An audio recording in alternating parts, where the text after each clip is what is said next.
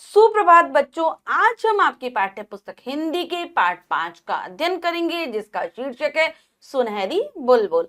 तो चलिए पाठ को पढ़ते हैं, जानते हैं सुनहरी बुलबुल के बारे में। पाठ को शुरू करते हैं। पाठ 5 सुनहरी बुलबुल।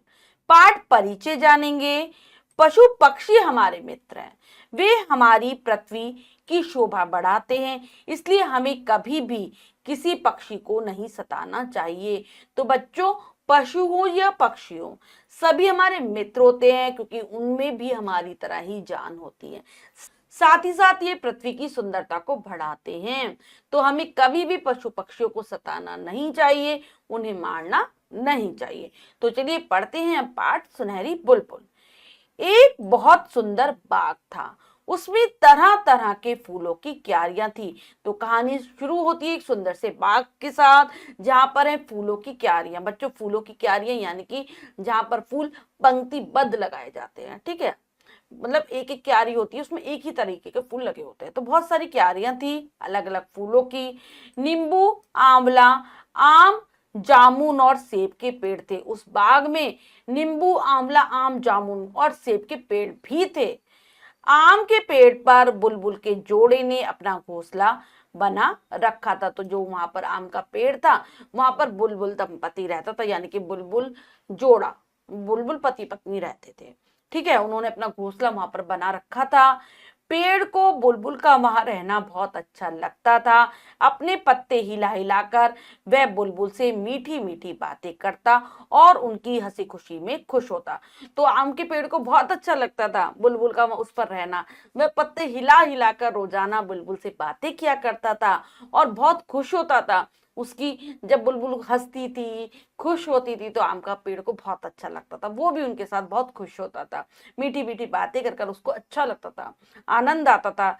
जब बुलबुल का जोड़ा दाना चुगने जाता, तो पेड़ ही अंडों की देखभाल करता। और बुलबुल का जोड़ा जब दाना पानी लेने के लिए जाता था, तो उसके जो अंडे थे बुलबुल के, उनकी देखभाल करता था। कौन करता था? आम का पेड़।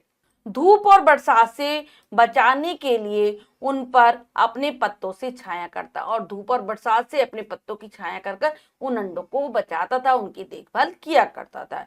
एक दिन अंडे में से एक नन्ही प्यारी सी सुनहरी बुलबुल निकली, जो अन्य बुलबुलों से अलग थी। एक दिन अंडे में से छोटी सी नन्ही सी प्यारी बुलबुल का जन्म होता है। बहुत छोटी सी थी, प्यारी थी, और उसका रंग भी सुनहरा था, जो कि उसे अन्य बुलबुलों से अलग करता था। बहुत प्यारी सी थी वो। उसकी आवाज सुनकर पेड़ खुश हो गया। जब उसने जन्म लिया और चहचहाट की, तो उसकी आवाज पेड़ को बहुत अच्छी लगी, पेड़ खुश हो गया। उसने यह खबर बाग के दूसरे पेड़ पौधों को दी, सब प्रसन्न थी। तो यह वो खबर अपने पत्ते हिला हिलाकर सारे पेड़ों को दे देता है, और पेड़ दूसरे पौधों को भी दे देता है। सब बहुत खुश होते हैं कि बुलबुल आई है हमारे बाग में। चिड़िया चहकने लगी, पेड़ पौधे खुशी से अपनी पत्तियां हिलाने लगे। तो और पेड़ों पर जो भी चिड़िया थी वो चहचहाट करने लगती हैं। सारे पेड़ पौधे अपनी पत्तियां हिला हिला कर अपनी खुशी का इजहार करते हैं। धीरे धीरे सुनहरी बुलबुल बड़ी होने लगी। वह फुदक फुदक कर सारे बाग में नाचती और गाती। सभी उससे बहुत प्यार करते थे। अब धीरे धीरे जो छोटी सी सुनहरी बुलबुल थी, वो धीरे धीरे बड़ी होने लगती है, और जब वो बड़ी होने लगती है, पूरे बाग में फुदक फुदक कर घूमा करती है, नाचती है, गाती है। सभी जो पेड़ थे, पौधे थे, सभी उस बुलबुल को बहुत ज्यादा प्यार करते थे। एक दिन सुनहरी बुलबुल के माता पिता दाना चुगने गए, तो वे शाम को घर नहीं लौटे। सुनहरी बुलबुल घबरा गई। तो एक दिन सुनहरी बुलबुल के जो माता पिता, जो कि रोजाना ही दाना चुगने जाया करते थे, जाते हैं, लेकिन शाम हो जाती है, वह घर वापस नहीं आते। इस कारण बुलबुल बहुत परेशान हो जाती है। कौन? सुनहरी बुलबुल बहुत परेशान हो जाती है। वह घबराने लगती है, डरने लगती कि पता नहीं उसके माता पिता को क्या ही हो गया है। पेड़ ने कहा, घबराओ मत, वे अभी आ जाएंगे। पर वे नहीं आए, रात हो गई। जब वे नहीं आते, और क्योंकि बुलबुल छोटी थी, वह घबरा कर रोने लगती है। तो बुलबुल रोने लगी। बुलबुल के साथ बगीचे के सभी पेड़ परेशान हो उठे। जामुन, अमरूद, नींबू, आंवला सब सुनहरी बुलबुल को समझाने लगे। अब जब बुलबुल रोती है, तो सारे पेड़ पौधे सब उससे, बुलबुल से बहुत प्यार करते थे। सब परेशान हो जाते हैं, चाहे वो जामुन का पेड़ हो, चाहे वो अमरूद का पेड़ हो, चाहे वो नींबू आंवले के पेड़ हो, सब परेशान हो जाते हैं और बुलबुल को समझाते हैं कि रो मत। पर वह रात भर नहीं सोई, पेड़ पर बैठी वह अपने माता पिता का इंतजार करती रही। सभी पेड़ और चिड़िया भी उसके साथ जागती रही। तो लेकिन सब पेड़ समझाते हैं, लेकिन छोटी सी बुलबुल को नींद नहीं आती, वह रात भर जगती रहती है और अपनी मम्मी पापा का इंतजार करती रहती है। बुलबुल के साथ उसके साथी जो अन्य पेड़ थे, यानी कि जो उसका भला चाहने वाले पेड़ थे, उससे प्यार करने वाले पेड़ थे, और जो भी चिड़िया आदि थी, सब जागते रहते हैं बुलबुल के साथ ही। सुबह हो गई, सभी परेशान थे, उन्हें ढूंढने का उपाय सोच रहे थे। तभी उन्होंने देखा कि बुलबुल का जोड़ा धीरे धीरे उड़ता हुआ आ रहा है। तो सुबह हो जाती है, ऐसे करते करते सभी परेशान थे, पेड़ भी, चिड़िया और जो भी और भी जो जानवर वहां पर रहते थे जैसे गिलहरी आदि, सब बहुत परेशान थे। सभी सोचने लगते हैं कि हम क्या उपाय करें बुलबुल को ढूंढने का, जो बुलबुल का जोड़ा जो बाहर गया उसे कैसे ढूंढें। तभी उन्हें दिखाई देता है कि जो बुलबुल का जोड़ा है वो धीरे धीरे उड़ता हुआ आ रहा है, बगीचे की तरफ आ रहा है। पूरे बगीचे में खुशी छा गई। जैसे ही उनको आते हुए सब देखते हैं, सब खुश हो जाते हैं कि चलो वापस तो आ गए। सुनहरी बुलबुल माँ के गले लगकर लगकर खूब रोई, ये खुशी के आंसू थे। तो सब खुश हो जाते हैं, बुलबुल अपनी माँ के गले लगकर खूब रोती है, लेकिन ये वाले आंसू उसकी खुशी के आंसू थे। माँ ने बताया, कल एक लड़के ने मुझे पत्थर मार दिया, मेरे पंख में चोट लग गई, फिर भी मैंने हिम्मत से काम लिया।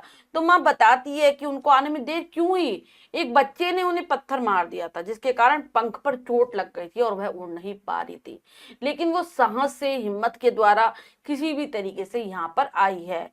किसी तरह उड़कर मैं पास ही नीम की डाल पर बैठ गई, तुम्हारे पिता रात भर मेरी देखभाल करते रहे। वह बताती है किसी तरह वह तो उड़कर नीम के पेड़ पर बैठी और पूरी रात बताती है बुलबुल को कि तुम्हारे पिता ने मेरी देखभाल की। सुबह जब दर्द कुछ कम हुआ तो हम धीरे धीरे उठकर घर आ गए। सुबह तक इन्होंने देखभाल की, वो बताती है कि, और फिर जब सुबह दर्द कुछ कम हुआ तो ही वह उड़कर यहाँ तक आ पाई है। पूरी बात सुनकर सुनहरी बुलबुल बहुत दुखी हुई। जब पूरी बात सुनी सुनहरी बुलबुल ने, उसको बहुत दुख हुआ। बच्चों, सुनहरी बुलबुल के दुख से आप भी दुखी हुए होंगे, इसीलिए कभी भी किसी पक्षी को मत सताना। तो बच्चों, हमने देखा और पढ़ा कि किस प्रकार से सुनहरी बुलबुल की जब माँ को चोट लग गई तो उसे दुख हुआ, और उसके दुख से हमें भी बहुत दुख हुआ है। तो बच्चों, ये कहानी हमें यही सिखाती है कि हमें कभी भी किसी पक्षी को सताना नहीं चाहिए, पत्थर से, गुलेल से, किसी भी तरीके से उनको मारना नहीं चाहिए, क्योंकि उन्हें भी दर्द होता है, उनके अंदर जान होती है। तो हमें किसी को सताना नहीं चाहिए। सोचो, अगर आपको कोई ऐसे मारे तो आपको कितना दर्द होगा, ऐसे ही उन्हें भी दर्द होता है। ठीक है, तो आज से हम ये बात अपने मन में ठान लेते हैं कि हम किसी भी पशु पक्षी को नहीं सताएंगे। अब हम पाठ के शब्दार्थ कर लेते हैं बच्चों। नन्ही, छोटी, बगीचा, बाग, सुनहरी, सोने जैसी रंग वाली, हिम्मत, साहस, खुशी के आंसू, बहुत प्रसन्न होने पर आंखों में आंसू आ जाना। तो ये हैं पाठ के शब्दार्थ, इन्हें आप बहुत अच्छे से याद कर लेंगे।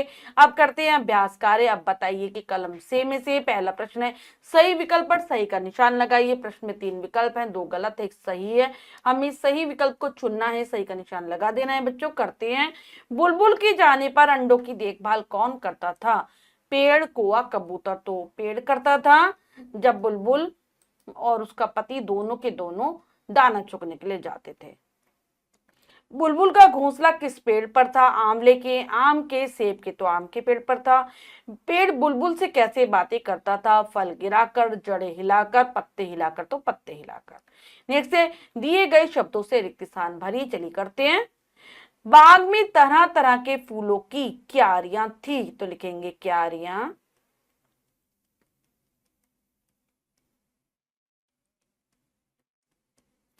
रिक्त स्थान को, बुलबुल का वहां रहना बहुत अच्छा लगता था। पेड़, पेड़ ही क्या करता था? पेड़ ही बुलबुल।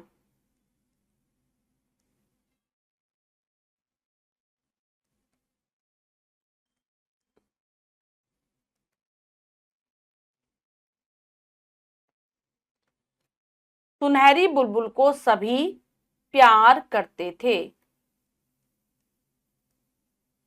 बच्चों यहां पर नन्ही और आ जाएगा, नन्ही।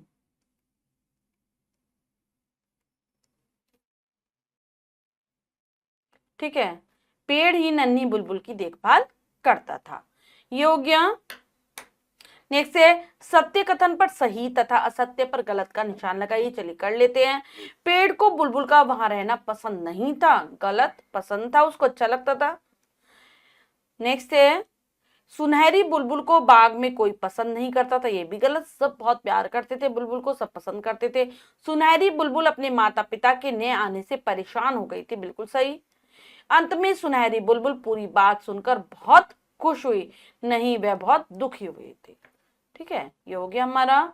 तो बच्चों हमने अच्छे से समझकर पाठ को पढ़ा और अभ्यास कार्य किया। इसके बाद है अगला प्रश्न हमारा, निम्नलिखित प्रश्नों के उत्तर दीजिए। इन प्रश्नों के उत्तर आप स्वयं देने का प्रयास करेंगे और कार्य अपनी अभ्यास पुस्तिका में कर लेंगे। बच्चों ये पाठ हमें यही सिखाता है, कभी भी हमें पशु पक्षियों को नहीं सताना चाहिए, उनमें भी हमारी ही तरह जीवन होता है। आशा करती हूँ ये पाठ आप बहुत अच्छे से समझ गए होंगे। पाठ को फिर से जरूर पढ़ेंगे, शब्दार्थों को याद कर लेंगे। मिलती हैं अगली कक्षा में नए पाठ के साथ। तब तक के लिए स्वस्थ रहिए, प्रसन्न रहिए। धन्यवाद।